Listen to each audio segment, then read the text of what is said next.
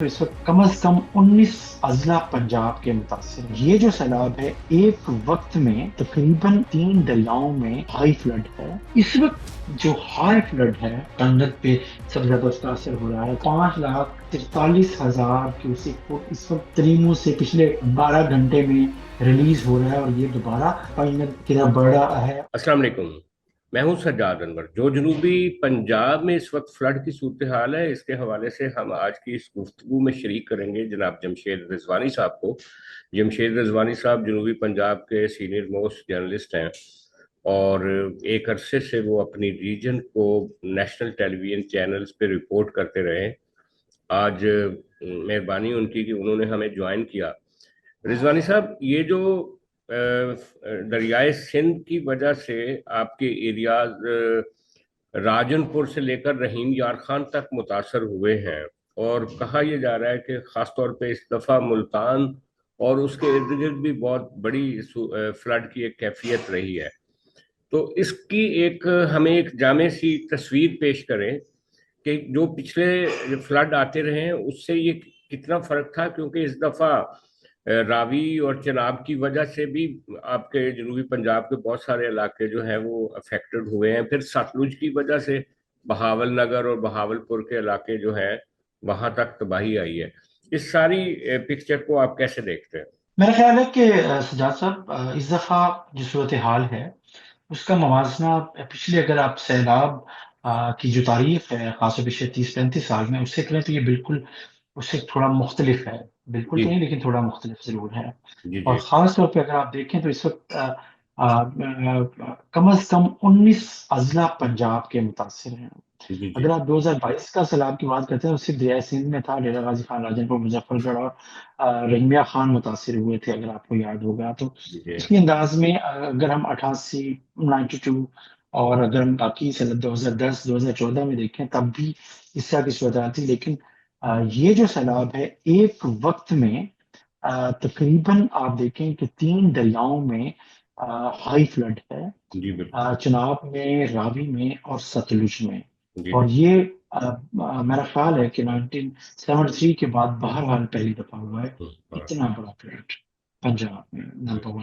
अच्छा, अगर आप देखें कि पंजाब कैसे अफेक्ट हुआ है, जब आप अपर पंजाब से जब से तीनों दरिया बहते हुए आते हैं तो हम्म। ये फिर उसका जो मरकज बनता है वो अ, जनूबी पंजाब बनता है, सराइकी इलाका बनता है। और उसका जो हेड पाइनर है अ, वो इन 3 दरियाओं के इस वक्त सैलाबी जो रेले हैं अगर वो किसी एक जगह पर इकट्ठे हुए हैं तो वो पाइनर हेडवर्क्स है जो संगम है बहावलपुर और लोधरा और एक लिहाज से समझ लें तो ये मुजफ्फरगढ़ में शामिल जी हो जी जाएगा बाद में। तो इस वक्त जो हाई फ्लड है वो पाइनर उसका असर में है और पानगत पे सबसे ज्यादा उसका असर हो रहा है। पानगत से जो मुंसलिक इलाके हैं वो जाहिर है बहावलपुर है, लोधरा है और मुल्तान की तहसील जलालपुर पीरवाला है। और जब पानगत नेटवर्क से निकलता है पानी तो फिर मुजफ्फरगढ़ की तहसील अलीपुर और जतोई भी बुरी तरीके से मुतासिर होते हैं और हो रहे हैं। अभी जो रेले हैं इस वक्त जो कैफियत पैदा हुई थी, थोड़ा सा जो ब्रीथिंग स्पेस पिछले 24 घंटे में 48 घंटे में नजर आ रहा था वो दोबारा इस वक्त अगर आप देखें तो 5,43,000 क्यूसिक फुट इस वक्त तरीमू से पिछले 12 घंटे में रिलीज हो रहा है और ये दोबारा पाइनद की तरफ बढ़ रहा है। और इस वक्त मुल्तान और मुजफ्फरगढ़ के अजला मुतासिर हैं और साथ रावी का भी 1 लाख क्यूसिक से ज्यादा पानी शामिल हो रहा है। तो एक लिहाज से 6.5 से 6.5 लाख क्यूसिक पानी इस वक्त दोबारा मुल्तान जिले में और मुजफ्फरगढ़ उसके दाएं तरफ और मुल्तान में, जय चाप के बाएं तरफ मुल्तान में। तो ये एक दफा फिर जो शराबी जिला है 6 लाख की से ज्यादा मुल्तान और मुजफ्फरगढ़ की मुख्तलिफ तहसीलों से गुजर रहा है। तो उसकी वजह से जो इस वक्त जो 3-4 पिछले एक हफ्ते से ये जो अजला मुतासिर थे अब उनमें कोई कमी नहीं आई है। फ्लड विक्टिम्स जो हैं उनकी तादाद बड़ी है और पानी 6 लाख 6.5 लाख क्यूसेक से ज्यादा नहीं हुआ। लेकिन जो इस दफा फैला है जलालपुर तहसील है मुल्तान की उसमें बहुत कम ऐसा हुआ कि जलालपुर सिटी तक पहुंचा हो। इसमें जलालपुर सिटी जो तहसील है उस हेडक्वार्टर है वो खतरे में है। जी जी, इसी बल्कि किस्म की जब कल बड़ा एक अलमनाक वाकया हुआ कश्ती उलटने की वजह से, खातून उसकी जी फैमिली खान, जी के। जी उनकी मस्ती हाँ खान जी। बेले के साथ हुआ हाँ जी। और चीजें हुई, तो अच्छा ये जमशेद साहब, ये जो एक ये जो आपने इसकी गंभीर सूरत हाल बताई कि जैसे मल्टीपल होके चारों दरिया इकट्ठे होके वहां पे इकट्ठे हो रहे हैं, और जो एरिया हिट हुआ है बहुत बड़ा, ये जो खासतौर पे लोधरा और मुल्तान का दरमियानी हिस्सा जो बनता है। हाँ जी, मुझे जलाल पीर वाला हाँ जी, हाँ जी, लोधा हाँ और जी, हाँ बहाल जी। जो इफेक्ट तो हुआ, जी जी। तो मेरा सवाल ये था कि जो पंजाब गवर्नमेंट सेंट्रल पंजाब में जिस तरह से फ्लड रिलीफ कमीशन बनाए हुए हैं, लोगों को पैसे, लोगों को माली इमदाद, लोगों को खुराक पहुंचाई जा रही है, और यहाँ से भी तकरीबन कोई 2 मिलियन के लोग एवैक्यूएट हुए हैं पंजाब के, सेंट्रल पंजाब के अजला में से। तो क्या ये वाली एक्टिविटी जनूबी पंजाब के अजला में भी नजर आती है, उसी तरह फोकस में है? क्योंकि मीडिया अभी तक हमें जनूबी पंजाब की जो ग्रेविटी है फ्लड के हवाले से, जो मेन स्ट्रीम मीडिया है, वो बहुत कम दिखा रहा है अभी तक। देखें, अभी जो आपने कल के हादसे की बात की, आपको पता है कि एक कश्ती उलट गई और उसमें एक खातून और 5 बच्चे जो हैं वो जहाँ बात हुए हैं, वो जी। खातून समेत। अच्छा, एक पहले भी मुल्तान के इलाके में 2 दोस्तों ने सैलाबी पानी में शर्त लगा ली हम्म। तैरने की, और उसमें से एक दोस्त जहाँ बाग हो गया, तो 6 की तादाद मुल्तान जिले में सिर्फ रिपोर्ट अभी तक हो चुकी है। ये हम्म। है जानी नुकसान। हम्म। लेकिन अगर आपने कहा कि अपर पंजाब में 20 लाख लोग मुतासिर हुए हैं, तो फिर जनूबी पंजाब में भी मैं आपको बता दूं कि कम अज कम भी 15 से 20 लाख लोग मुतासिर हुए सिर्फ मुल्तान जिले से। ऑफिशियल जो फिगर है उसके मुताबिक मुल्तान जिले से 3,66,000 लोगों को तो सिर्फ दरियाई इलाके से इवेक्युएट किया गया है। ये मुल्तान जिले की बात करूं, लोधरा, बहावल नगर, बहावलपुर, बिहाड़ी, खानेवाल, ये तादाद उससे अलग है, और मुजफ्फरगढ़ उससे अलग है। और अभी रहीमिया खान, जैसे आपने कहा कि उसकी तरफ पानी बढ़ गया है और चीजें होंगी, अभी राजनपुर, तो ये लेकिन वहां एक सिर्फ ये है कि पानीनद से निकलने के बाद दरिया दरिया सिंध में जब ये दरिया शामिल होता है कोट मिटन के मकाम पे, तो वहां फिर दरिया का पार्ट जो है वो चौड़ा हो वो जाता है। बढ़ जाता है, लेकिन हाँ। यहाँ हाँ। आप हैदरा पैनल पर तो एक झील सी बन गई है ना, आप हम्म। 6 से 8 लाख क्यूसेक पानी की और चीजें की, तो उसकी वजह से और रफ्तार जो है पानी के अखराज की वो कम है।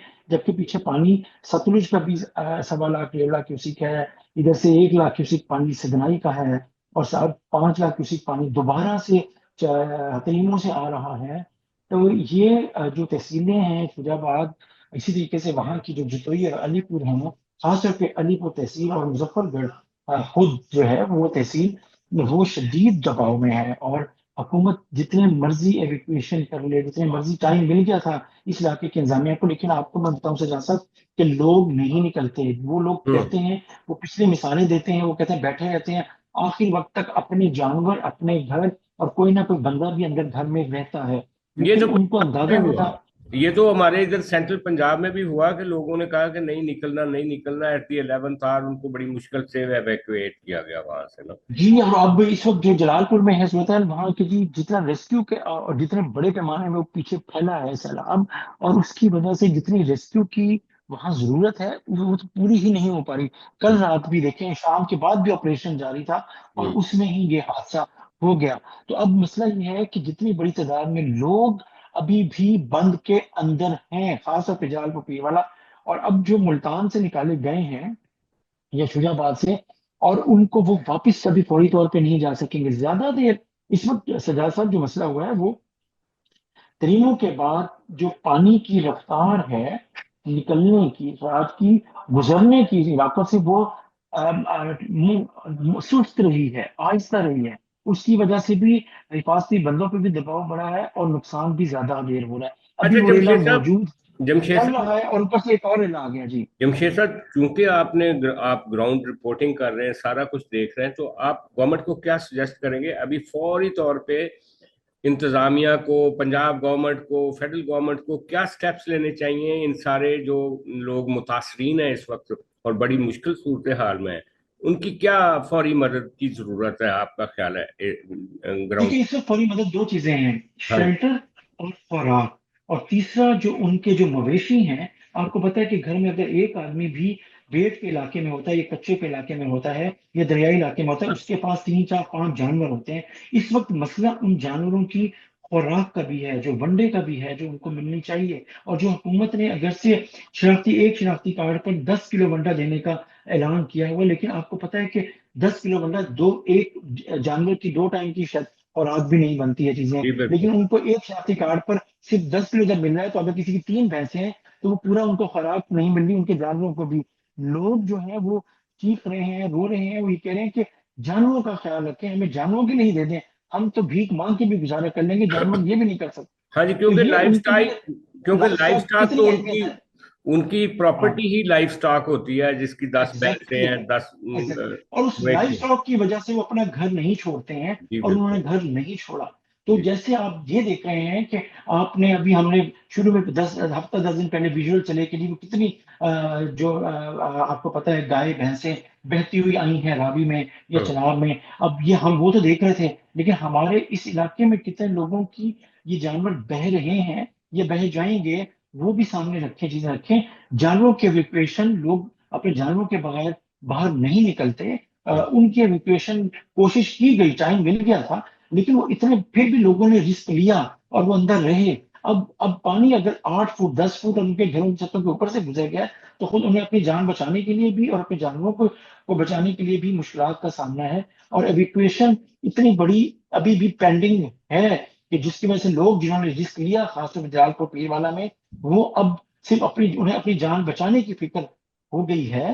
تو یہ اب بہرحال بڑے پیمانے پہ، خاص طور پہ لودھرا، جلال پور پیر والا اور علی پور جتوئی، خاص طور پہ علی پور، اور تو اس علاقے میں فوری طور پہ بڑے پیمانے پہ ریسکیو جو ہے سرگرمی کو بڑھانے کی ضرورت ہے.